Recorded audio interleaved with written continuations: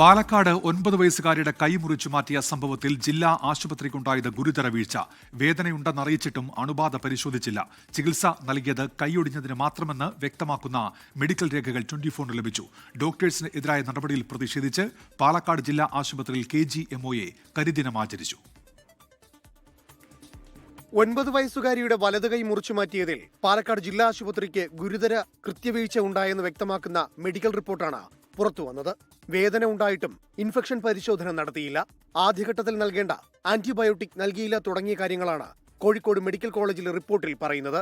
ഈ റിപ്പോർട്ടിന്റെ കൂടെ അടിസ്ഥാനത്തിലാണ് 2 ഡോക്ടേഴ്സിനെ സസ്പെൻഡ് ചെയ്ത് ആരോഗ്യവകുപ്പ് ഉത്തരവിറക്കിയത്. ഡോക്ടേഴ്സിന്റെ ഗുരുതര വീഴ്ച രേഖകളിൽ നിന്നും വ്യക്തം.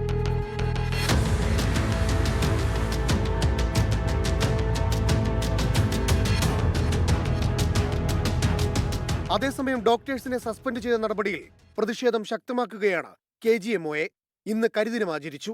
സ്പെഷ്യൽ ഡ്യൂട്ടി, റിപ്പോർട്ട്, മീറ്റിംഗ് എന്നിവയും 13-ന് OPയും ബഹിഷ്കരിക്കുമെന്നും KGMOA. 2 അന്വേഷണ റിപ്പോർട്ടും നമുക്ക് ഫേവറബിൾ ആയിട്ട് നെഗ്ലിജൻസ് ഇല്ലാന്ന് വന്നിട്ടും തിടുക്കത്തിൽ ഗവൺമെന്റ് പെട്ടെന്ന് ഇങ്ങനൊരു നടപടിയിലേക്ക് കടന്നത് തികച്ചും പ്രതിഷേധാർഹമാണ്. രോഗികളെ ബാധിക്കാത്ത രീതിയിൽ മാക്സിമം എന്ത് ചെയ്യാൻ പറ്റുന്നുള്ളതാണ് ഞങ്ങൾ ആദ്യം ചിന്തിക്കുക. കോഴിക്കോട് മെഡിക്കൽ കോളേജ് ആശുപത്രിയിൽ ചികിത്സയിൽ തുടരുകയാണ് കുട്ടി. ശസ്ത്രക്രിയയ്ക്ക് ശേഷം ICUവിൽ കഴിയുന്ന കുട്ടിക്ക് വിദഗ്ധ ചികിത്സ ഉറപ്പാക്കണമെന്ന് ആരോഗ്യമന്ത്രി നിർദ്ദേശം നൽകിയിട്ടുണ്ട്.